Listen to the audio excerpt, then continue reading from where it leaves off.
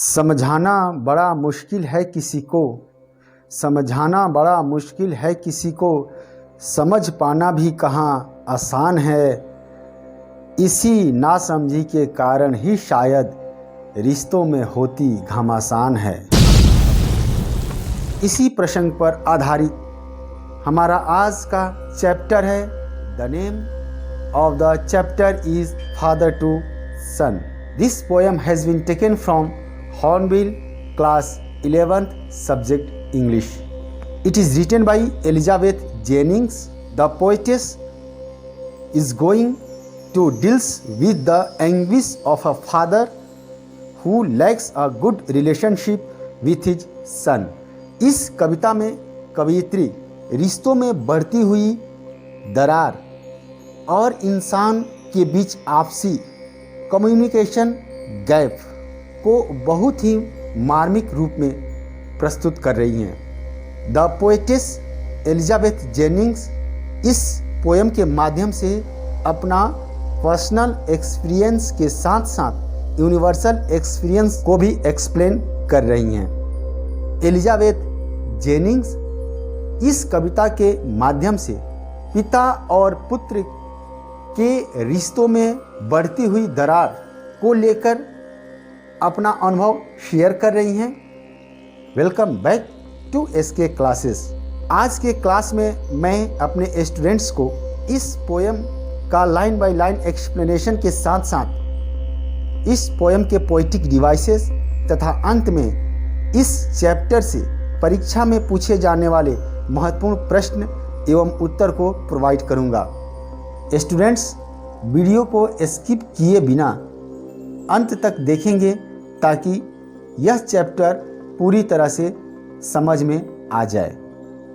यदि आप मेरे चैनल पर नए हैं या अभी तक आपने मेरे चैनल को सब्सक्राइब नहीं किया है तो सब्सक्राइब बटन तथा बेल आइकॉन को दबाना न भूलें ताकि जब भी मैं अगला वीडियो पोस्ट करूं उसका नोटिफिकेशन सबसे पहले आपको मिल जाए। Stay watching, keep learning. तो आइए हम इस कविता का लाइन बाय लाइन स्टडी करते हैं। I do not understand this child though we have lived together now in the same house for years. I know nothing of him so try to build up a relationship from how he was when small yet have I killed. I do not understand this child. एक पिता अपने पुत्र को लेकर इस stanza में अपने दर्द को बयां कर रहे हैं कि मैं इस बच्चे को नहीं समझ सका हूँ, नहीं जान सका हूँ। Though we have lived together now in the same house for years. हालांकि हम लोग सालों से वर्षों से एक साथ इस घर में रहते हैं। आई नो नथिंग ऑफ हिम, फिर भी मैं इसके बारे में कुछ नहीं जानता हूँ। So try to build up a relationship from how he was when small. इसलिए उस रिश्ते का निर्माण करना चाहता हूँ जो उसके बच्चे के साथ बचपन में था।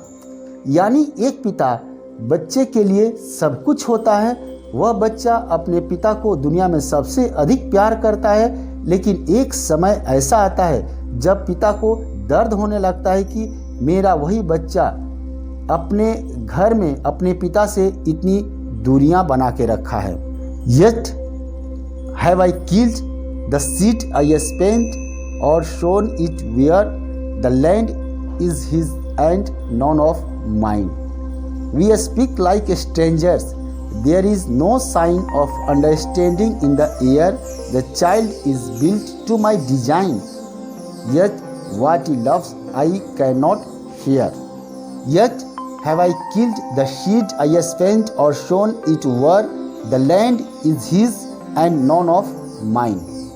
इस स्टेंजा में पिता दुख के साथ आश्चर्यजनक रूप से अपने आप से प्रश्न करता है कि क्या वह उस बीज को मार दिया है जिसको उसने बनाया, या इसे उस जमीन पर बो दिया है जो सिर्फ उसके पुत्र की है और उसकी नहीं है। अर्थात क्या वह पिता ही अपने बेटे के मूल व्यक्तित्व यानी म्यूचुअल अंडरस्टैंडिंग को बर्बाद करने के लिए जिम्मेदार है, या उसका बेटा जो अपनी दुनिया से उसका अटैचमेंट, उसका लव अधिक हो गया है और उसके पिता से नहीं। We speak like strangers, there is no sign of understanding in the air. Stranger means अजनबी, और इस पंक्ति में एयर का अर्थ एटमॉस्फेयर, सराउंडिंग से है। हम लोग अजनबी जैसे एक दूसरे से बात करते हैं। हमारे बीच आपसी समझ का कोई लक्षण ही दिखाई नहीं देता है। In these lines the poetess wants to say that the father and the son act and behave like strangers due to lack of understanding with each other. पिता और पुत्र एक दूसरे से अजनबी जैसे व्यवहार करते हैं और इसके पीछे महत्वपूर्ण कारण है communication gap, generation gap. A growing son has his own ambitions and aspirations. जब पुत्र बड़ा होता है तो उसकी अपनी इच्छाएं होती हैं, अपनी अभिलाषाएं होती हैं। Elders must try to act like friends. उस स्थिति में जो बड़े हैं, जो पिता हैं, जो अभिभावक हैं, उन्हें मित्रवत पेश आना चाहिए। Rather than command their children to behave according to their orders. इस अपेक्षा कि बच्चे उनके कमांड को ही फॉलो करें, इससे अधिक यह ध्यान देने की जरूरत है कि उनकी अभिलाषाएं, उनकी इच्छाएं क्या हैं, उसको भी जानना बेहद आवश्यक है। पोएटेस इन पंक्तियों के माध्यम से यही कहना चाहती हैं। This child is built to my design, yet what he loves I cannot share. यह बच्चा यानी पुत्र उसी के जैसा है, परंतु वह उस चीज को पसंद करता है जिसे उसके पिता शेयर नहीं कर सकते। Next stanza, silence surrounds us, I would have him prodigal returning to his father's house, the home he knew, rather than see him make and move his world. I would forgive him too, shaping from sorrow a new love. Silence surrounds us. हमारे चारों तरफ खामोशी छाई हुई है। I would have him prodigal. Prodigal means extravagant, यानी खुले दिल से खर्च करने वाला। यहाँ पिता अपने पुत्र के प्रति दयावान हो जाता है इस मामले में कि returning to his father's house the home he knew. पिता इस मामले में कोई कंजूसी नहीं करना चाहता, कोई संकोच करना नहीं चाहता कि उसका पुत्र उसके घर आ जाए, उसी घर में जिसे वह जानता है। Rather than see him make and move his world. हालांकि वह अपनी दुनिया को भी लेके चलते रहे, उस दुनिया से भी अटैचमेंट बनाए रखें, लेकिन पिता से भी उसका लगाव बना रहे। इस मामले को लेकर पिता सजग है और इसीलिए क्या कहता है, I would forgive him too, मैं उसे माफ भी कर दूंगा। यानी सुबह का भूला अगर शाम को घर वापस आ जाता है तो उसे भूला नहीं कहा जाता। Shaping from sorrow a new love, और इस दुख से आगे बढ़कर नए संबंध की शुरुआत करना चाहता है। यानी वह पिता अपने पुत्र के साथ प्रगाढ़ संबंध को फिर से पुनर्जीवित करने का प्रयास करता है। Last stanza, father and son we both must live on the same globe and the same land. He speaks, I can not understand myself why anger grows from grief. We each put out an empty hand longing for something to forgive. Father and son, पिता और पुत्र, we both must live on the same globe and the same land. Globe means Prithvi, land means भूमि। हम दोनों यानी पिता और पुत्र को एक ही पृथ्वी और एक ही जमीन पर रहना है। He speaks, I cannot understand myself वह जो कुछ कहता है मैं नहीं समझ पाता, मैं खुद ही नहीं समझ पाता कि why anger grows from grief, कि दुख में गुस्सा क्यों आता है। We each put out an empty hand longing for something to forgive. Empty means खाली। हम दोनों एक दूसरे को खाली हाथ दिखा देते हैं, एक दूसरे को माफ करने की अभिलाषा के बावजूद एक दूसरे को नजरअंदाज कर देते हैं, अर्थात हम अपने रिश्ते को कायम रखने में असफल हो जाते हैं। यानी पिता को लगता है कि उन्हें एक साथ रहना चाहिए, वे अपने मतभेदों को हल करना चाहते हैं, लेकिन सद्भाव में एक साथ रहना भी मुश्किल लगता है। इस तरह से एलिजाबेथ जेनिंग्स ने इस कविता के माध्यम से कम्युनिकेशन गैप और म्यूचुअल अंडरस्टैंडिंग में कमी के कारण रिश्तों में पड़ रही दरार को बहुत ही मार्मिक रूप से अभिव्यक्त किया है। अब हम लोग चलते हैं इस पोएम के पोएटिक डिवाइसेस की तरफ। First of all we must discuss about the rhymes scheme of this poem. First stanza में जो रैम्स स्कीम है वह है A B B A B A, यानी A double B A B A. Rhymes क्या होता है? A rhymes is a repetition of syllables of the end of the words और at the end of a line of poetry. किसी कविता के पंक्ति में प्रयुक्त अंतिम शब्द, अंतिम लेटर की पुनरावृत्ति ही रैम्स स्कीम कहलाती है। यहाँ पर फर्स्ट लाइन का लास्ट वर्ड चाइल्ड का D, fourth line nothing of him so try to build का डी, सेकेंड लाइन का लास्ट वर्ड नाउ और थर्ड लाइन का लास्ट वर्ड नो, दोनों का लास्ट लेटर डब्ल्यू डब्ल्यू, इसको हम बी मानेंगे।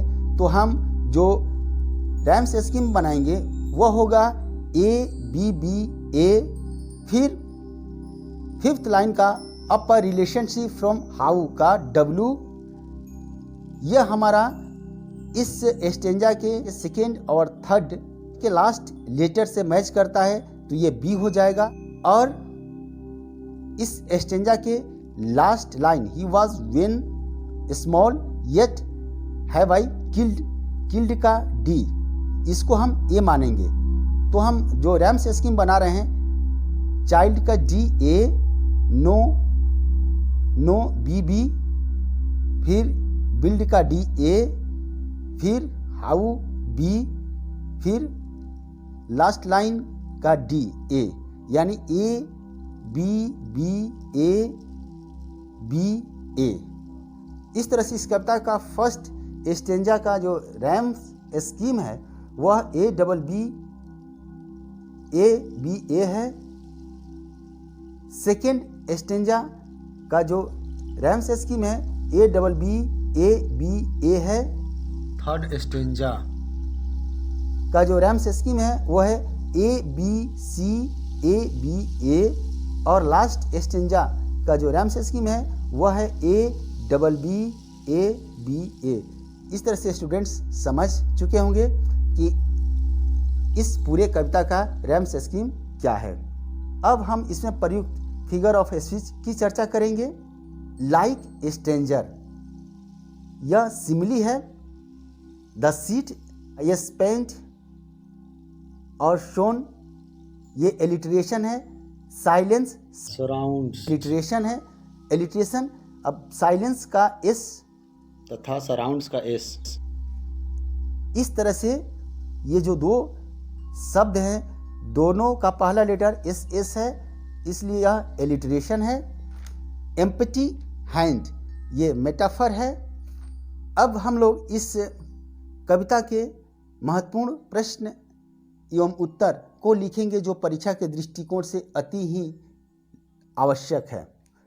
First question, why doesn't the father know anything about his son though they have lived in the same house?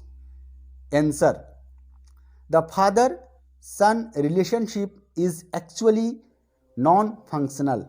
The father doesn't understand the aspirations and longings of the son. They do not communicate each other and behave like strangers.